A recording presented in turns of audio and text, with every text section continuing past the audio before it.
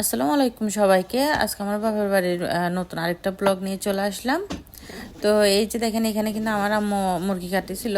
এখানে বিড়ালগুলো অনেক সুন্দর লাগতেছিল। দেখেন, উনি মুরগি কাটার পাশাপাশি ওদেরকে ময়লাগুলো দিচ্ছে, ওরা খাচ্ছে, বেশ সুন্দরই লাগতেছে এখানে অনেকগুলা। আর এটা হচ্ছে আমাদের পুকুর পাড়ে আসলে চুলাটা বসানো হয়েছে। পুকুর পাড়ে কিন্তু বসে রান্না করতে বেশ সুন্দরই লাগে। গ্রাম অঞ্চলে সবারই এরকমই পুকুর পাড়ে একটা না একটা মানে চুলা থাকে বা রান্নার একটা ঘর থাকে। বেশ সুন্দর লাগে আসলে। মাটির চুলায় রান্না বান্না খেতেও মজা হয়। মাটির চুলায় রান্না বেশ ভালো হয়। এখন আমার আম্মু মুরগি রান্না করবে আর কি।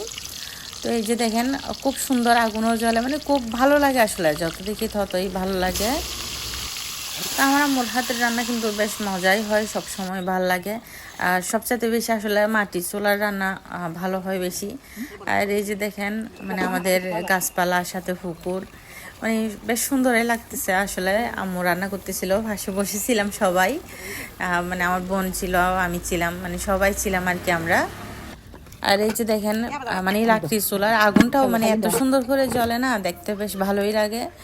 তো ওনার মুরগি রান্না করা শেষ, এখন ফুলকপি রান্না করবে। শীতকালের ফুলকপি কিন্তু অনেক মজা। আর মানে ফুলকপিটা আসলে খেতে এত বেশি ভালো লাগছিল সবার, মানে অনেক মজা হয়েছিল। এই যে দেখেন, ফুলকপি রান্না করতেছে আমার আম্মু, মানে খেতেও কিন্তু বেশ ভালো হয়েছিল। আর আপনাদের যদি আমার ভিডিওটা ভালো লাগে, লাইক কমেন্ট শেয়ার করবেন, আমার চ্যানেলটা সাবস্ক্রাইব করবেন, পাশে থাকা বেল আইকনটা অবশ্যই বাজিয়ে দিবেন, যেন আমার নিত্য নতুন ভিডিও ছাড়ার সাথে সাথে আপনাদের কাছে নোটিফিকেশন চলে যায়।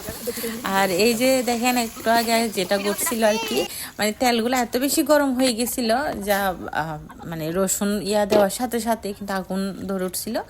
আমরা তো যেহেতু রান্নাঘরে, ওনারা জানে কিভাবে 2 সেকেন্ডের মধ্যে আগুনটা মানে অফ করা যায়।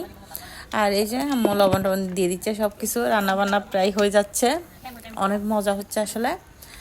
এই যে দেখেন, শীতকালের আসলে মানে ধনে পাতা দিয়ে তরকারি খাইতে আসলে মজা হয়।